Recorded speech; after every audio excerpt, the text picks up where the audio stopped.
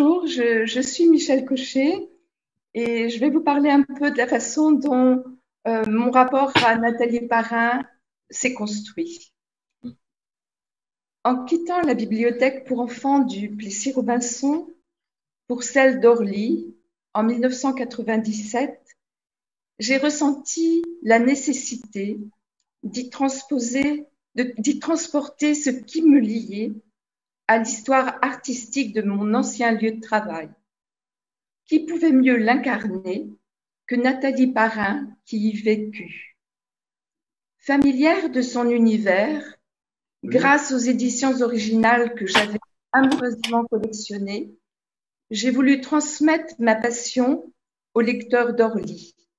Elle se concrétisa par l'exposition Ronds et Carrés, dont la scénographie s'inspirait de la planche rouge à découper de ce même livre.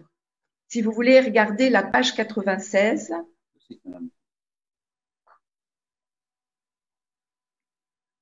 Attendez un instant, 93. 96. Voilà, la voici. Ah voilà, on la voit là-bas. La planche à découper, rouge. Voilà. Cette planche, qui est composée de formes géométriques élémentaires, a déterminé la structure du plan de l'exposition et se déclinait en projection horizontale servant de sol et en projection verticale servant de support aux œuvres. Et alors là, je vais partager mon écran pour vous montrer plus concrètement ce dont je parle. Vous voyez? Non. Non, bien. Pas encore. Alors attendez. Écran partagé. Voilà.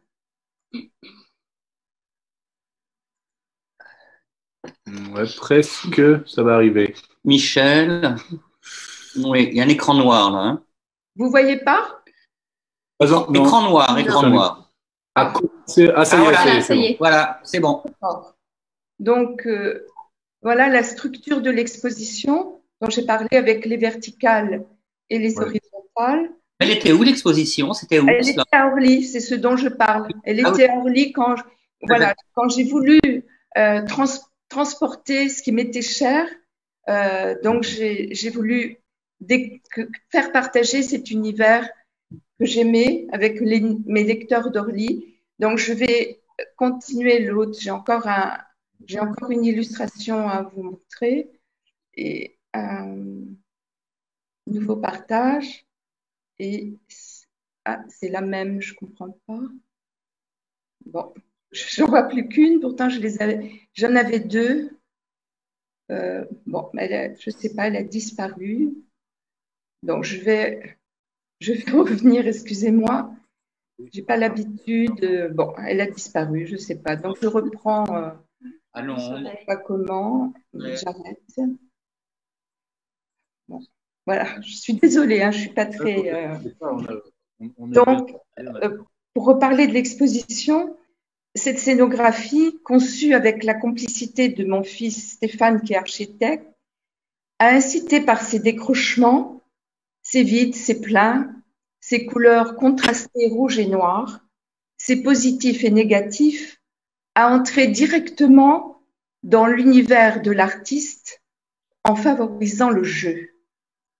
La fille de Nathalie Parrain eut l'extrême générosité de me prêter pour les exposer les dessins et projets inédits en sa possession, et pour la première fois, l'ensemble de l'œuvre de Nathalie Parrain fut réuni. Et l'on put admirer comment, pour reprendre la formule de Paul Fauché, les dessins de Nathalie Parrain communiquent à l'image sa plénitude, la couleur et la poésie des choses.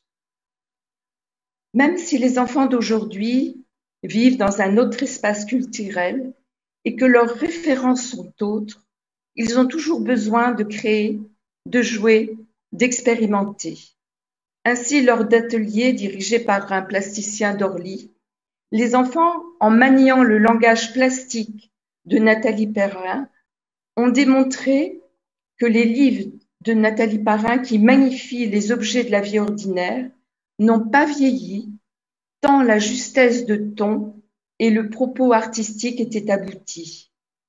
Forte de cette conviction, après cette exposition, qui a participé à la redécouverte de Nathalie Parrain, j'ai proposé que soit réédité Mon chat pour figurer dans la collection des Trois ours chez Mémo, collection qui valorise les albums de la première moitié du XXe, qui étaient remarquables par leur recherche graphique. Les éditions Mémo, fidèles à leur objectif de redécouverte de livres exemplaires, ont publié par la suite, dans la collection Les Grandes Rééditions, maints ouvrages au plus proche des procédés d'impression des éditions originales. Pour parfaire la valorisation artistique et patrimoniale de l'œuvre de Nathalie Parrain, l'éditeur a souhaité publier un livre de référence sur son œuvre. Christine Moreau, la directrice des éditions Mémo, m'a alors sollicité pour mener à bien ce projet et nous avons choisi d'y inclure Michel de Fourny, qui a cette immense qualité de rendre accessible son érudition. C'est à toi, Michel. Merci. Oui, merci Michel et merci pour ces mots tellement aimables. Je ne vous cacherai pas le plaisir que j'ai eu lorsque j'ai appris que le Nathalie Parrain avait été sélectionné par le jury du FILAF. Je profite de ce moment d'ailleurs pour le remercier et un merci tout particulier à Madame Zampolo. J'avais ressenti ce même plaisir lorsque Michel Cochet, qui vient de se présenter ici, et Christine Moreau, éditrice de la maison Mémo, m'ont proposé de participer à cette aventure, un ouvrage consacré à Natalia Tchelpanova. Lors de l'exposition qu'elle avait mise sur pied, Michel Cochet m'avait déjà demandé à l'époque de faire un exposé sur l'œuvre de l'artiste d'origine russe, conférence qui a été publiée par la Revue des livres pour enfants. Il faut vous dire que Michel et moi, nous poursuivons des objectifs communs depuis très longtemps en faisant découvrir et reconnaître des œuvres patrimoniales de la littérature de jeunesse. Je vais m'éloigner quelque peu de Nathalie Parrain pour continuer à me présenter. C'est ainsi que je suis à l'origine de la réédition de Macao et Cosmage d'Eddie Legrand, qui est paru chez Circonflexe en 2000, que j'ai accompagné la réédition du roman des bêtes de Fyodor Rojankovski, d'abord à l'École des loisirs, puis plus fidèlement aux Amis du Père Castor, des 3 panoramas d'Alexandra Exter et de combien d'autres titres. Les éditions Mémo avaient déjà sollicité ma participation pour accompagner la réédition de 3 titres de Nathalie Parrain chez le Père Castor, paru en 1931 et 1935, Faites votre marché, les jeux en images et je découpe, qui a été repris par les éditions de la Tate moderne avant mon avant-propos, Michael Todd Pictures, dans le cadre de la grande exposition consacrée au découpage de Henri Matisse en 2014. Mon intérêt pour la littérature de jeunesse remonte aux années 60, lorsque, préparant une thèse de doctorat en indologie à Paris, j'ai découvert les albums d'André François, de Tommy Ungerer, de Maurice Sendak, et coup de foudre, j'ai estimé qu'il y avait là un vaste champ à explorer sur les plans graphiques, pédagogiques et littéraires.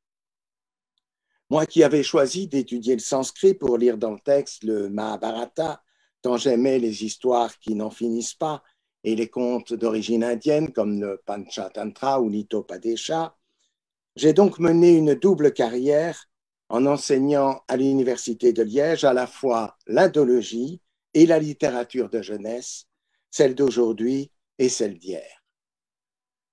Et au cours de mes investigations, j'ai été ébloui par les liens qui existaient entre la littérature de jeunesse et les avant-gardes artistiques, des liens trop souvent ignorés. Quelques exemples. Walter Crane, du mouvement Arts and Crafts, n'hésite pas a illustré des contes traditionnels et des chansons populaires. Karl Otto Tieschka de Wiener Werkstätte, en Autriche, met en scène les Nibelungen dans un style proche de celui de Gustav Klimt. Le dadaïste Kurt Schwitters assemble et typographie les sons et les mots dans le conte de l'épouvantail. Et de leur côté, artistes et poètes russes, avant et après la révolution de 1917, multiplient en direction de l'enfance des ouvrages apparentés au constructivisme. Côté texte, on peut citer Vladimir Mayakovsky, Daniel Arm, Ossip Mandelstam, Corneille Tchoukovsky, et côté image, on peut citer Vladimir Lebedev, on peut citer Nathan Altman, El Lissitzky, Alexandre Rodchenko, Varvara Stepanova. Natalia Tchelpanova, quant à elle, a été initiée aux multiples facettes de l'avant-garde soviétique, entre autres au Voutemas, extraordinaire école d'art appliquée. À la suite de son mariage, elle gagne la France.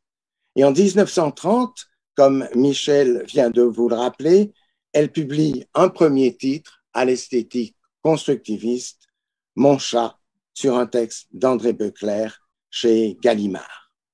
Elle va jouer un rôle charnière dans la transmission culturelle, passage du constructivisme russe à des albums français qui ont rencontré un énorme succès. Je n'ai cessé, quant à moi, de travailler à la reconnaissance du statut culturel à part entière de la littérature de jeunesse. C'est ainsi que je suis à l'origine de l'inscription des archives du Père Castor au registre Mémoire du monde par l'UNESCO en 1917, année où étaient inscrites les archives du compositeur tchèque Leos Janáček et du photographe mexicain Manuel Alvarez Bravo. Mais assez parlé de mes travaux, parole à Michel pour présenter la façon dont elle a mené les entretiens avec Tatiana Maillard, Parrain, qui ouvre l'album Nathalie Parrain aux éditions Mimo. Merci beaucoup. À travers cette monographie, moi j'ai voulu témoigner de l'ampleur du travail de Nathalie Parrain, découvert par mes recherches sur les archives familiales et sur celles du Père Castor. Ces connaissances m'ont permis de dégager la pertinence des documents et des illustrations à retenir pour accompagner au mieux la diversité des textes retenus. En ce qui concerne mes entretiens avec Tatiana Maillard-Parrain, je les ai conçus comme sous la forme d'une promenade intimiste autour de la vie et de l'œuvre de sa mère, car nos liens depuis l'exposition se sont consolidés à travers de multiples rencontres et échanges, et à sa demande et à titre personnel, j'ai participé de différentes façons à la valorisation de l'œuvre de Nathalie Parrain. Tania m'a d'ailleurs confié l'organisation de ces archives. De plus, comme je l'ai dit au début de mon intervention, nous partageons une histoire commune puisque j'habite la Cité-Jardin où elle vécut enfant, au Plessis-Robinson, et qui fut dans les années 30 un petit phalanstère d'artistes russes. Ce lieu de vie commun dont Nathalie Parrain s'est inspirée pour ses livres, comme pour faire votre marché, a renforcé notre connivence.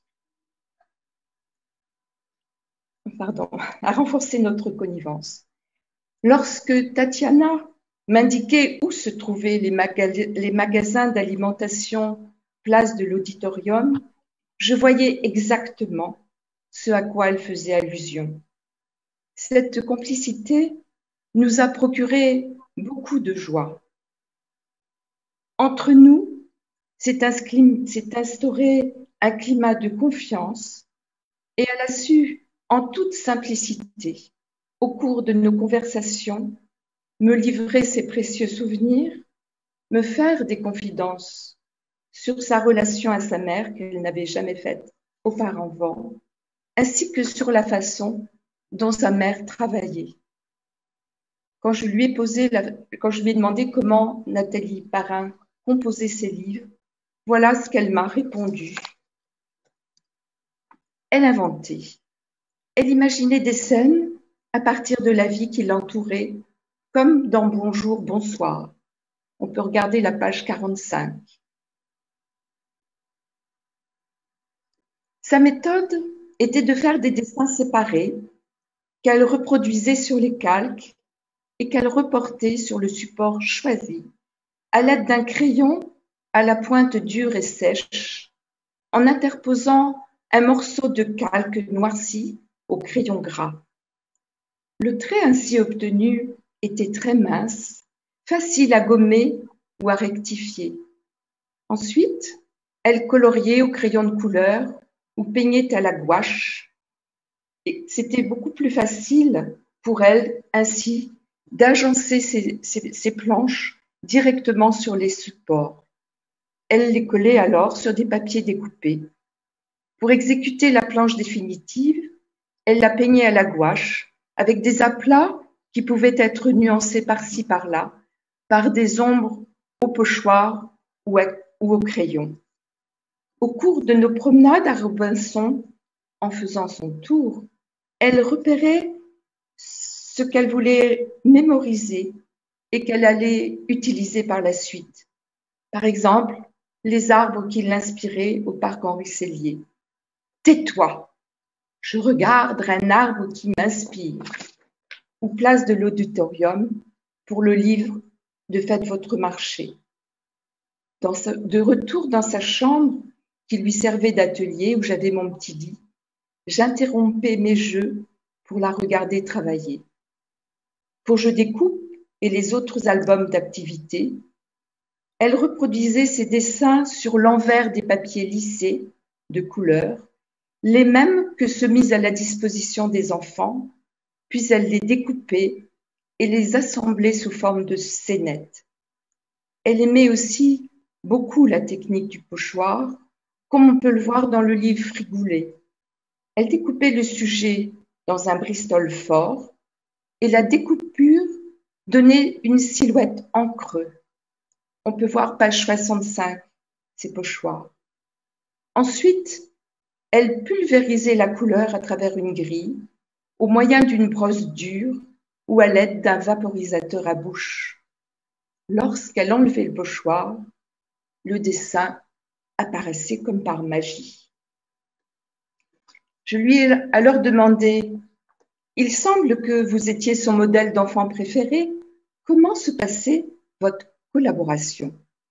Je pouvais voir, page 32, les photos de Tatiana et de sa mère. Elle me répondit, elle me faisait poser. Ça m'agaçait beaucoup, mais elle était autoritaire et j'obéissais. Quand elle transposait sur le papier sa vision de la petite fille, comment réagissiez-vous? Ça m'agaçait beaucoup, car les gens, quand j'arrivais, disaient « Ah, c'est la petite fille de tel livre !» Ça m'énervait. J'avais envie d'être moi. Vous vous reconnaissiez dans ces dessins? Bof. Vous n'aimiez pas la représentation de la petite fille? Ah non. Pourquoi? Je ne me trouvais pas belle. Reconnaissiez-vous vos attitudes? Oui. Elle me disait en me dessinant, pense à ce que tu fais. Et je le faisais.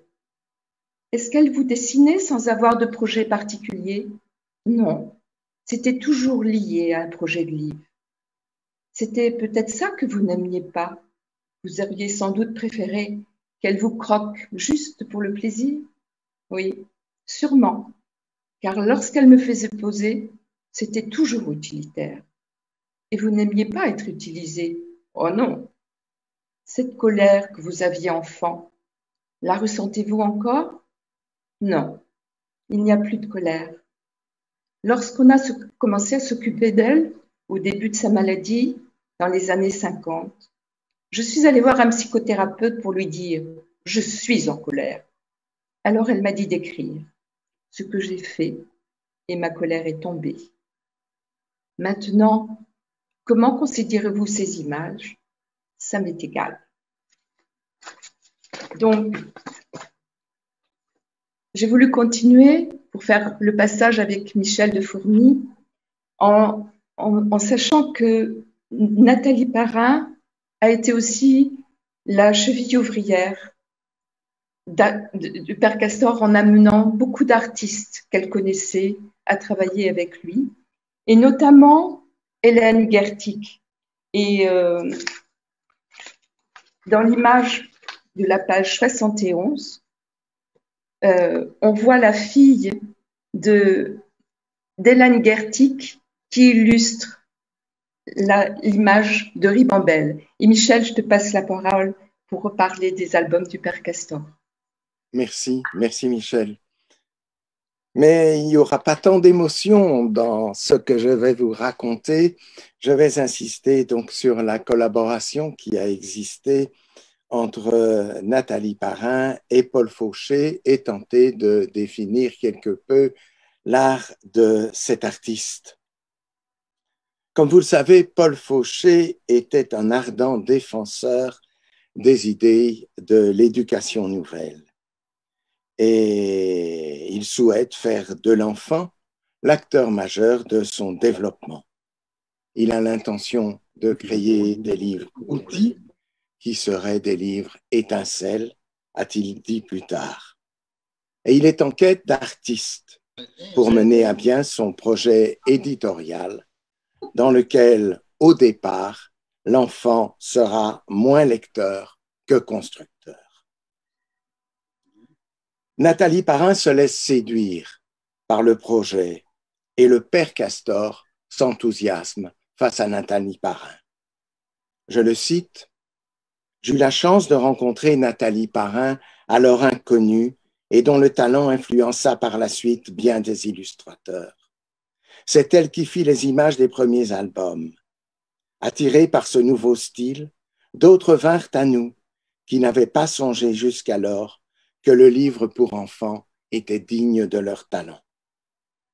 Et c'est une grande aventure qui commence alors, une extraordinaire collaboration, tant dans la création d'albums d'activités, d'albums-jeux, que dans l'illustration de récits.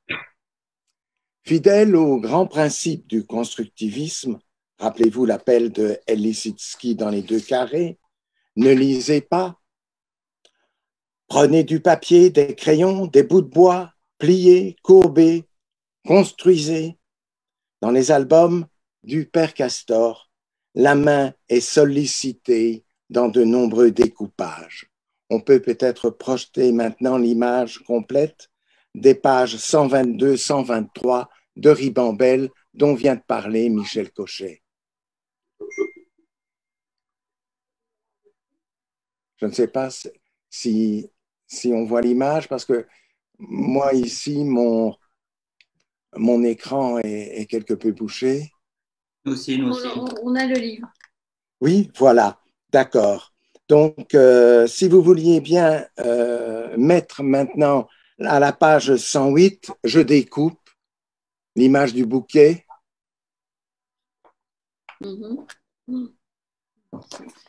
Voilà, oui.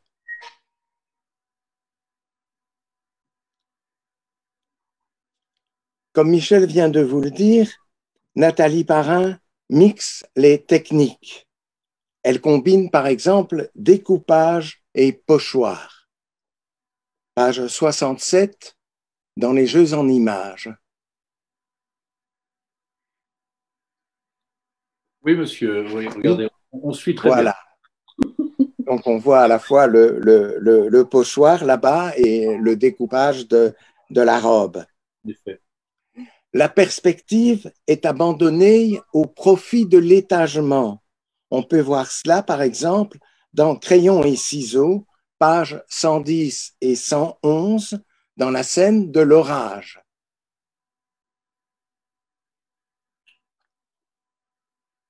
Voilà, on voit l'étagement en lieu et place de perspective. L'espace est aplati. On le voit dans la couverture du livre, avec la rivière qui traverse de part en part l'espace. On peut le voir également à la page 145, où sont regroupées 3 couvertures. Voyez les 2 du haut, Baba Yaga. où l'on voit les couvertures de Baba Yaga et où on voit le pré. C'est pas mal, hein? Donc, cette surface verte dans le fond, c'est le pré sur lequel sont en train de faire une ronde les petites filles. Nathalie Parrain stylise les formes. On peut le voir, page 160, dans Bonjour, bonsoir, lorsque la petite Tatiana prend son bain dans la bassine. Elle passe aux formes élémentaires et les décompose. On peut voir, page 18, l'enfant qui court dans rond et carré, où les formes géométriques sont assemblées et décomposées.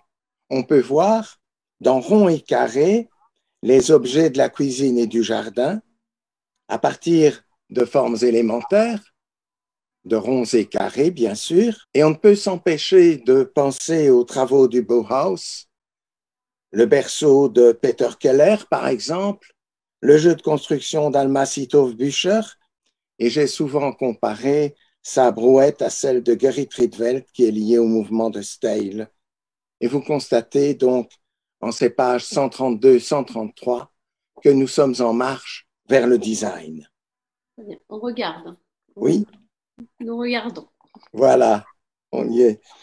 Bien, merci. Dans ce cas-ci, le travail est fait sur la réduction de la couleur, le rouge et le noir, si cher à la poésie, à la typographie constructiviste, mais également des expérimentations sur la couleur, notamment dans les boutiques de Faites votre marché.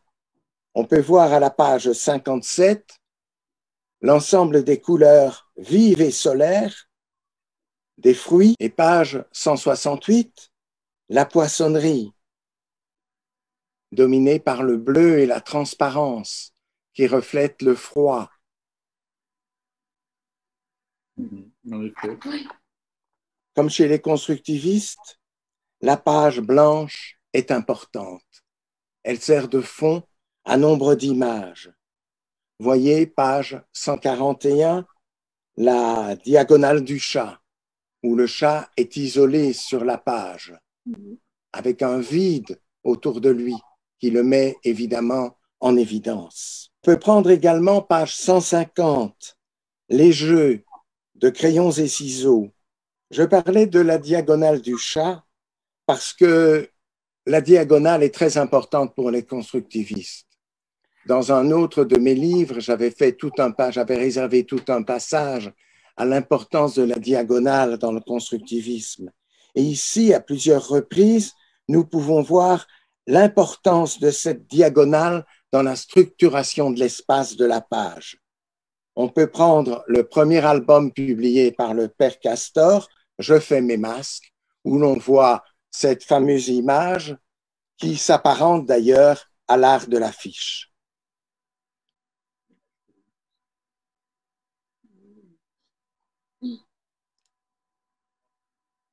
Même principe de structure dans Faites votre marché, page 163, la couverture de Faites votre marché.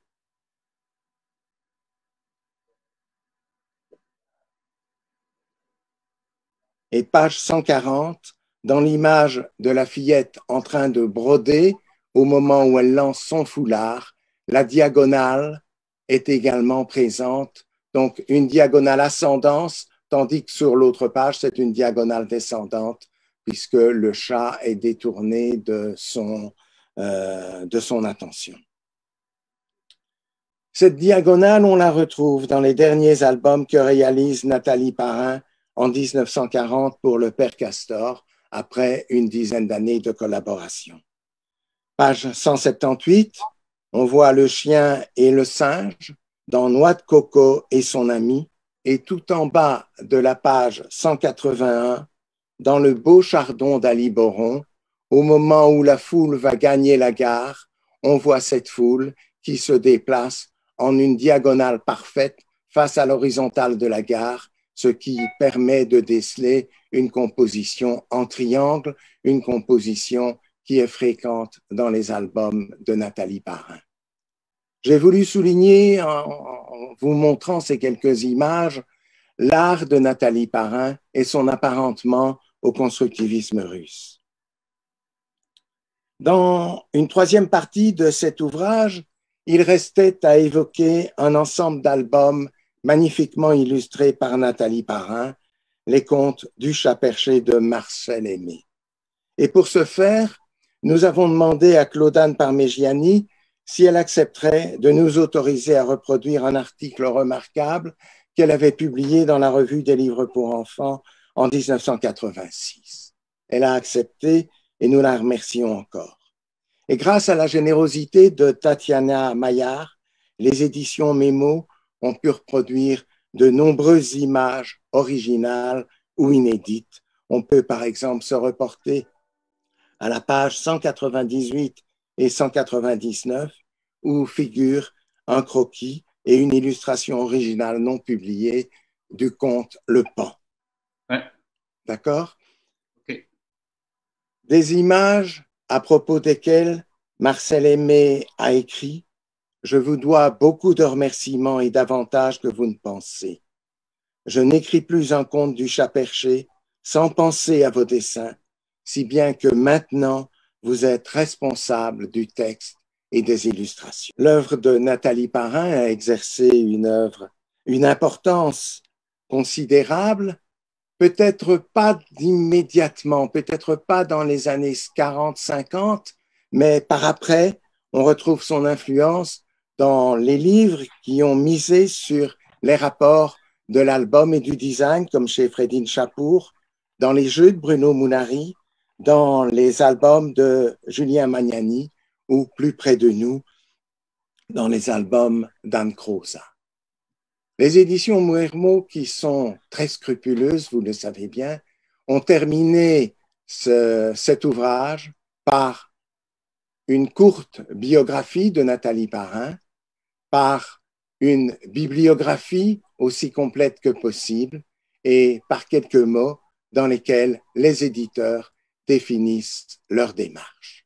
Donc l'ensemble nous a paru suffisamment complet et nous avons adoré, je dirais, la qualité de la reproduction et la richesse de l'illustration qui font de ce recueil non seulement un recueil d'études, mais un véritable album d'art. Je vous remercie. Merci beaucoup à vous. Merci à vous pour cette exhaustive et complète présentation. J'ai une petite première question à vous poser. Vous m'entendez bien? Oui. Je mets un peu plus fort. D'accord. Oui, voilà. C'est très maticien aussi dans certains dessins. Exact.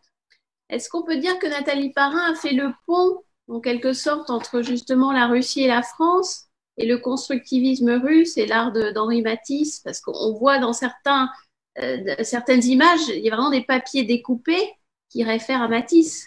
Mais oui, et c'est pour ça que pour moi, c'était vraiment très, très important que la Tate moderne à Londres republie cet album dans le cadre de cette exposition Cut Out.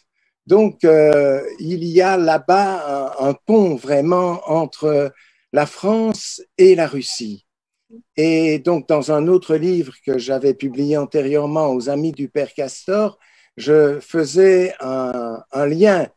C'était intitulé Père Castor et les artistes russes. Je faisais le lien entre cette collaboration entre la Russie et la France. Et d'ailleurs, une série d'illustrateurs qui, à la suite d'un novisme, ont émigré en France, ont collaboré avec le Père Castor.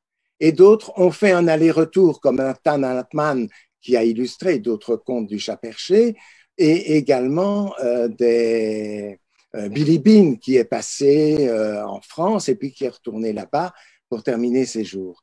Donc, il y a eu un lien, et c'est Nathalie Parrain qui, justement, a pu faire ce lien. Et quand on a vu ces albums, plein de gens que le livre pour enfants n'intéressait pas, mais se sont dit en effet, ce sont de vraies œuvres d'art. Et Sandrard l'avait dit avant tout le monde, n'est-ce pas, dans la fameuse exposition qu'il avait organisée à la Galerie Bonaparte. Et dans l'ensemble de la littérature jeunesse de l'époque, c'était vraiment très, très différent. On peut dire que c'était assez différent. Oui, c'était très différent. Les années 30 sont importantes parce que nous avons à la fois Babar, qui paraît en 1931, et nous avons les albums du Père Castor.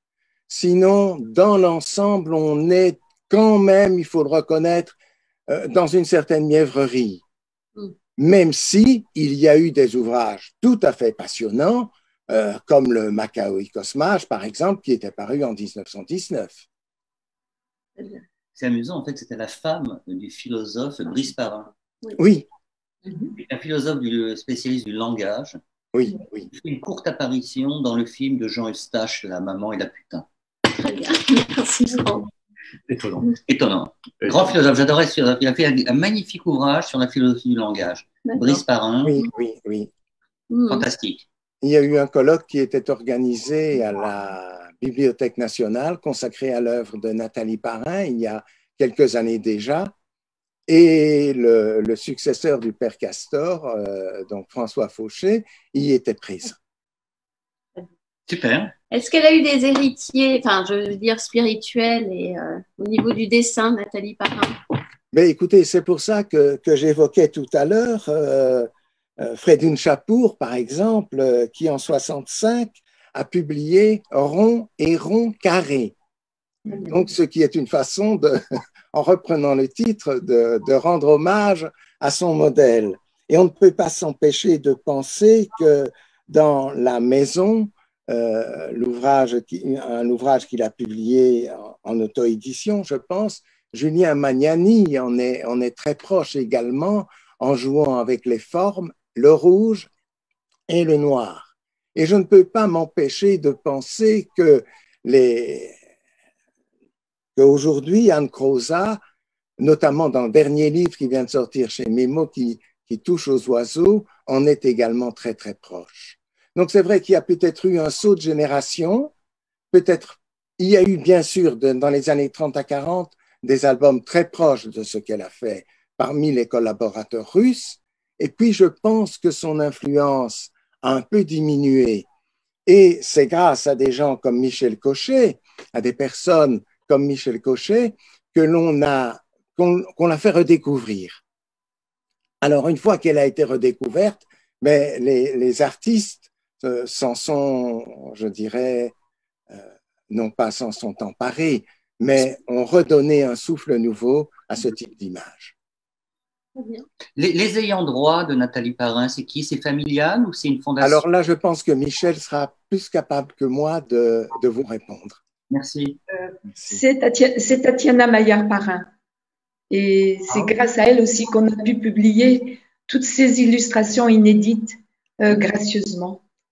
Il y a un endroit où on peut voir les originaux, les planches, les dessins. Pardon. Les planches de mon chat originales ont été acquises par la Bibliothèque nationale de France. Et sinon, on peut, voilà, il y a une partie qui a été vendue dans une vente aux enchères. Et sinon, chez Tatiana Maillard-Parrain, à Charny, on peut, si vous prenez rendez-vous peut-être, c'est maintenant sa fille, hein, Nathalie. À Charny, c'est où? À Charny, c'est en Seine-et-Marne. En Seine-et-Marne, d'accord. En Seine-et-Marne, oui, voilà. On est coincé à Perpignan, donc l'autostop n'est pas très porteur en ce moment.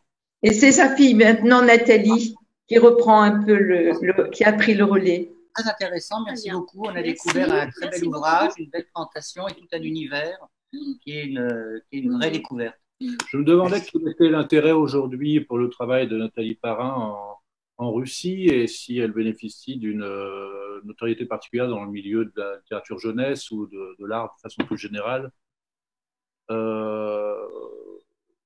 Aujourd'hui, si elle a été découverte ou redécouverte là-bas par le jeune public, par les éditeurs? Alors, Tatiana Maillard-Parin a contribué en 93, je crois, à refaire qu'il y ait une grande exposition des œuvres de Nathalie Parin à Moscou.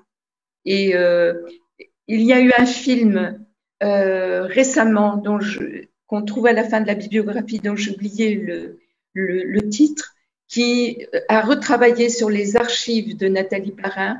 Et donc, ce film est paru en Russie pour refaire découvrir l'œuvre de Nathalie Parin. Donc, c'est en chemin. Ces albums sont édités en combien de langues, en combien de pays? C'est quoi les pays les plus, voilà, le plus de rayonnement?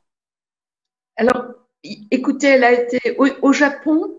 Oui. Il y a eu une exposition faite. Il y a eu plus. Vous avez peut-être, voilà, dans